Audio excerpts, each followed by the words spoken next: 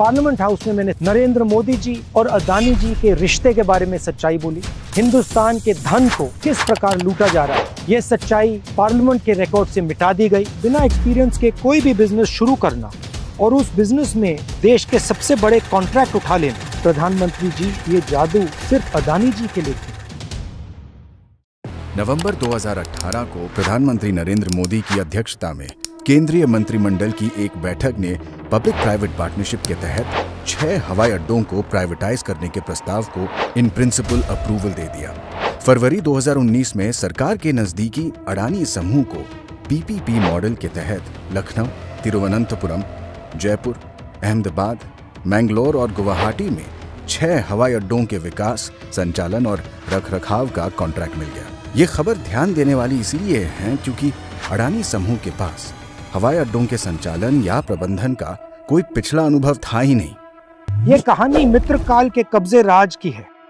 Airport पर कब्जा, port पर कब्जा, रोड पर कब्जा, डिफेंस फोर्सेस पर कब्जा, मीडिया पर कब्जा, कोयले पे कब्जा, बिजली पर कब्जा और पूरी तरह भारत सरकार पर कब्जा। पार्लियामेंट हाउस में मैंने सच्चाई बोली। नरेंद्र मोदी जी और अदानी जी के रिश्ते के बारे में सच्चाई बोली।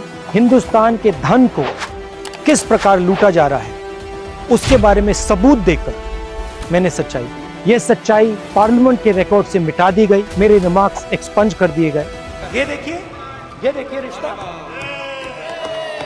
माननीय सदस्य प्लीज पोस्टर नहीं, फोटो है सर, वो पोस्टर नहीं है। इसके बारे में मीडिया में कुछ नहीं आया, मीडिया ने कुछ नहीं बोला और जो सवाल मैंने प्रधानमंत्री जी से पूछे, सबूत देकर पूछे, उनका जवाब नरेंद्र मोदी जी ने नहीं दिया। एयरपोर्ट उद्योग इस देश का सनराइज इंडस्ट्री है। हमारी राष्ट्रीय सुरक्षा की दृष्टि से एक बहुत ही महत्वपूर्ण उद्योग है। देश के हवाई अड्डों पर नियंत्रण का अर्थ है देश के संसाधनों के एक बड़े हिस्से पर नियंत्रण। ये है एयरपोर्ट्स का अदानी द्वारा असली कब्जा।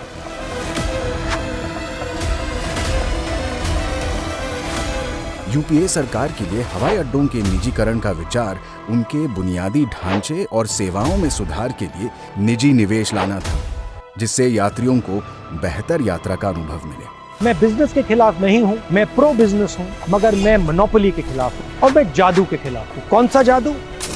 609 से 2 का जादू, 4 से 14 का जादू, 0 से 6 का जादू।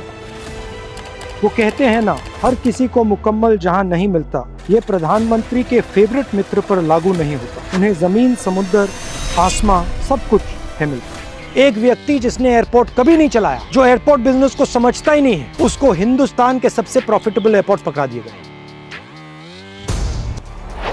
सरकार झुक गई और अडानी समूह के पक्ष में नियम बदल दिए गए। कॉन्ट्रैक्ट के लिए बोली लगाने से पहले और बोली लगाने के बाद हवाई अड्डा क्षेत्र में पूर्व अनुभव की आवश्यकता को खत्म कर दिया गया।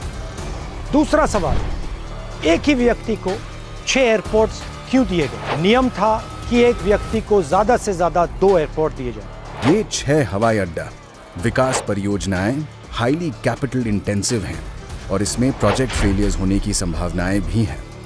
और यदि कोई परियोजना विफल होती है तो विफल परियोजनाओं को लेने के लिए अन्य सक्षम बोलीदाता उपलब्ध होने चाहिए। एक और सवाल, जब यह निर्णय लिया गया, airport authority of India, unions, finance ministry और नीति आयोग सब ने ऑब्जेक्ट किया और कहा कि यह निर्णय गलत है। इनके ऑब्जेक्शन को किसने ओवरटर्न किया और क्यों?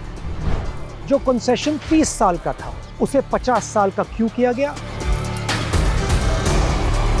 और जो रेवेन्यू मॉडल था उसको क्यों बदला और किसने बदला? आखिरी जादू, मुंबई एयरपोर्ट, हिंदुस्तान के एयरपोर्ट्स की सोने की चिड़िया। मुंबई एयरपोर्ट के ऑपरेटर पर एजेंसीज का दबाव, सीबीआई, ईडी, और जैसे ही मुंबई एयरपोर्ट्स के ऑपरेटर अदानी जी को एयरपोर्ट ट्रांसफर करते हैं, वैसे ही एजेंसीज उनको क्लीन चिट दे देती। मैंने ये सारे मुद्दे उठाए और ये सुनिए नरेंद्र मोदी जी का जवाब। तुम्हारे पांव के नीचे कोई जमीन नहीं।